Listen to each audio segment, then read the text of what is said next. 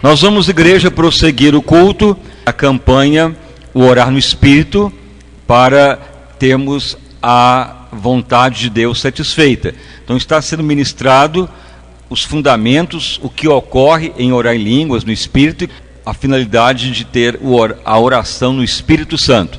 Então nós vamos agora ler as Sagradas Escrituras. Então vamos ler hoje em Romanos capítulo 8 e depois em Tiago, que é a sequência da palavra. Então vamos ler Romanos 8, 26, que é a leitura que vai ser feita agora. Então diz o seguinte, Romanos 8, 26. E da mesma forma, também o Espírito Santo ajuda nas nossas fraquezas. Na outra tradução, nas debilidades espirituais, ou na falta do entendimento para com Deus, que é a tradução das fraquezas. Porque não sabemos o que havemos de orar, em outra tradução, pedir, em outra tradução, o que havemos de determinar como convém. Mas o Espírito Santo intercede por nós com ruídos inexprimíveis, ou línguas que não se exprime humanamente falando, ou gemidos inexprimíveis. E aquele que examina os corações sabe qual é a intenção do Espírito Santo. E é ele, portanto, que intercede segundo a vontade de Deus, e ele intercede pelos salvos em harmonia com a vontade do Pai, que é a outra tradução. Então podeis assentar e as palmas para louvar o santo nome do nosso Salvador Jesus Cristo. Graças a Deus. Irmãos e irmãs, então nós falando de língua, da palavra, dos lábios. Então a primeira etapa foi que a morte e a vida está no poder da língua. Provérbios 18, 21. Então temos que ter sempre um guarda na boca, um guarda nos lábios, ter o cuidado do que fala, porque com as palavras seremos condenados, com as palavras seremos salvos. A morte e a vida está no poder da língua. Um cristão, ele deve todo dia pedir por Espírito Santo dominar a sua língua, porque é na língua que vai liberar a vontade do Pai. E geralmente o primeiro dom que recebe ao batismo do Espírito Santo é o dom de línguas, porque ele que edifica, ele que nos faz crescer o orar no Espírito. Então isso já é a pregação anterior, resumidamente. Então foi ministrado também a profecia do profeta Isaías, que foi relatado no livro do profeta Isaías, para quem acompanhou, lá em 28, 11. Se você tem aí as escrituras, depois você pode voltar lá, só para identificar aonde foi lido as passagens. Isaías 28, 11, nessa tradução diz: Deus falará por língua estranha, ou lábios estranhos ao seu povo. E esse é o descanso, isso que traz o refrigério. Mas o meu povo não quis dar crédito a esta palavra. Então veja que Isaías já profetizava que Deus traz o descanso e o refrigério quando oramos no Espírito. Essa é a interpretação dessa palavra. Então a oração em línguas, ela que vai nos levar ao descanso, ao refrigério. Aí foi ministrado que a nossa vida é como um livro. Ao orar no Espírito, Deus vai liberando o que Ele projetou para nós. Então aí nós devemos viver descansado, porque o plano de Deus vai ser satisfeito, e o melhor vem de Deus. Então não adianta ficar desesperado, tem que estar no refrigério, porque Deus já projetou tudo. Se orar no Espírito é viver descansado, porque tudo vai cumprir segundo a vontade dEle. A vontade dEle é melhor para todos nós. E é um dos fundamentos de orar no Espírito. Depois foi lido o Salmo 45, que é a profecia da união da igreja com Cristo. Quem tem a Bíblia, isso foi pregado ontem, que é outro fundamento, porque tem que orar em línguas, no Espírito, o máximo que puder. Então se você abrir lá no livro de Salmo, o que está lá no Salmo 45? Nessa tradução, que foi lida também, diz aqui o seguinte, Davi declarando, veja que o título do Salmo 45, a profecia do casamento, ou das bodas, ou da união de Cristo com a igreja. Então veja bem, Davi já profetizava como que a igreja se une a Cristo. Então Davi fala: meu coração está fervoroso de palavras que vão fluir nos meus lábios, no tocante ao rei. A minha língua é como uma caneta, ou uma pena, ou um lápis, em outra tradução, como um escritor que faz poemas para Deus. Então, quando ora em línguas, há momentos que o Espírito Santo vai liberando nos nossos lábios palavras que muitas vezes nem entendemos, mas o Espírito Santo exaltando o próprio Cristo, como foi lido em João também, para declarar o amor da noiva ao noivo. Isso vai atrair Cristo para o arrebatamento da igreja. Mas se a igreja só fica pedindo bênção, só querendo vitória, só favor, é o favor que vai ter, igual a parábola das 10 virgens. Todas têm os favores do rei, mas só 5 prepararam para as bodas. Então, quando a igreja vai orando no Espírito, o próprio Espírito de Deus vai orando, como está lá em Apocalipse 22, é o último capítulo que foi lido também, Apocalipse 22. O que está lá nessa passagem? Veja bem nessa tradução, Apocalipse 22, 17, o Espírito Santo e a noiva, e aqui diz esposa já, dizem: vem, Senhor, vem mesmo, ou Maranata, nessa outra tradução. Então é o Espírito Santo orando através da igreja para Jesus vir. Mas quando não está orando o Espírito, só está querendo bênção. Então a igreja que torna gloriosa, ela ora no Espírito, como está em Judas, verso 20, edifica a si mesmo. Entra no conforto, no descanso. Quando ora no Espírito, o Senhor está nos usando pelo seu Espírito para falar palavras de amor a Cristo. Por mais que venhamos falar que amamos Jesus, muitas vezes é insuficiente. Mas o Espírito Santo tem as palavras que está lá no coração de Deus, que vai nos ajudar a orar como convém. Então agora é a sequência da palavra. Então temos que orar o máximo que puder no Espírito, não sufocar o Espírito de Deus, não extinguir o Espírito, para edificar, para trazer a voz de Cristo, para viver em descanso, para a nossa vida viver o que Deus projetou. Se não orar em línguas, vai ficar deficiente, não vai haver edificação. Então a igreja que torna gloriosa, praticamente ela ora sem cessar, ora no Espírito Santo. Então voltemos agora lá na carta aos Romanos, que é a sequência, e amanhã é uma outra palavra fortíssima, que é sobrenatural, sobre orar em línguas, no Espírito. Então veja bem, o Espírito Santo nos ajuda nas nossas fraquezas, ou na nossa incapacidade de orar, porque não sabemos orar como convém. Mas o Espírito Santo sabe o que está no coração de Deus, nos ajuda a orar para harmonizar com a vontade do Pai. É outra função de orar em línguas. Veja agora lá em Tiago, capítulo 4, verso 3. Nessa Bíblia aqui, Jerusalém diz: ao determinar bênçãos, muitas vezes elas não são alcançadas, porque determina mal, ou sem objetivo de Deus, ou fora do objetivo do Pai. Muitas vezes está determinando só para gastar para os vossos deleites. Então aqui é um sinônimo da fraqueza. Então nós não sabemos determinar como convém.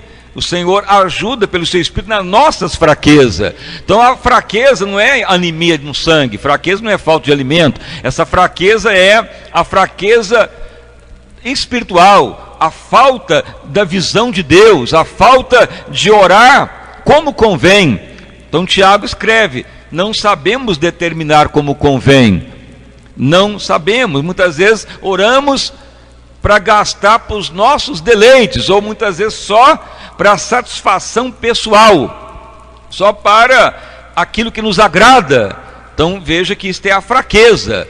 Mas quando nós queremos realmente orar para satisfazer a Deus, geralmente tem que ser a oração em línguas, no Espírito, porque o Espírito de Deus conhece o que está no coração do Pai. Podemos orar para os nossos pedidos, nossos objetivos naturais, ou aquilo que almejamos. Deus pode até atender, mas veja bem que isso aí é chamado fraqueza. Por que é fraqueza? porque fraqueza aponta para aquilo que é frágil, para aquilo que não tem muito valor, que é a tradução de fraqueza e frágil no grego, quer dizer que não é muito valorado, não tem muito valor para Deus, não tem muito objetivo para Deus. Então muitas vezes você pede uma bênção para si mesmo, uma bênção frágil, mas se nós orarmos o que é o coração de Deus, o que Ele projetou para ser feito, aí é uma bênção mais forte, é algo que vai trazer efeito para a eternidade. Faça um exemplo a você ver. Se você ora só para ter uma cura, você vai ter um milagre, é uma bênção. Mas Jesus pode te abençoar sem você até pedir isto. Mas se você liberar uma oração, que é um projeto de Deus para alcançar uma cidade inteira, ou uma nação inteira, ou para livrar muitos da morte, então é um objetivo maior.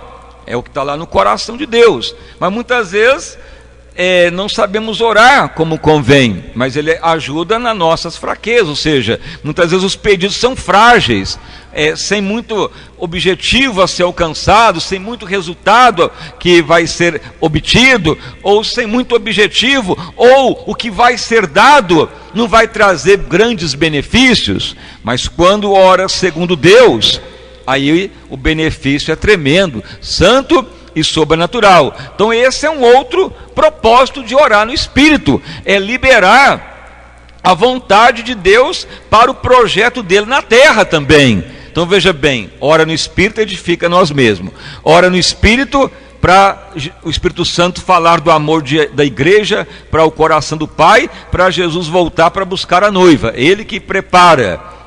O Espírito e a noiva diz amém, lá em Apocalipse foi lido, e também no Salmo 45, mas também o Espírito Santo quer que oremos com a sua cooperação para liberar o projeto de Deus aqui na terra, para ele ser satisfeito, não simplesmente aquilo que é frágil, aquilo que é tão sem muito valor para Deus. Para nós pode ter algum valor ou alguma bênção que precisamos, mas Deus, Ele quer também ser satisfeito. Então o Espírito de Deus, Ele quer liberar através de nós a sua palavra. Então é o que foi já falado exaustivamente.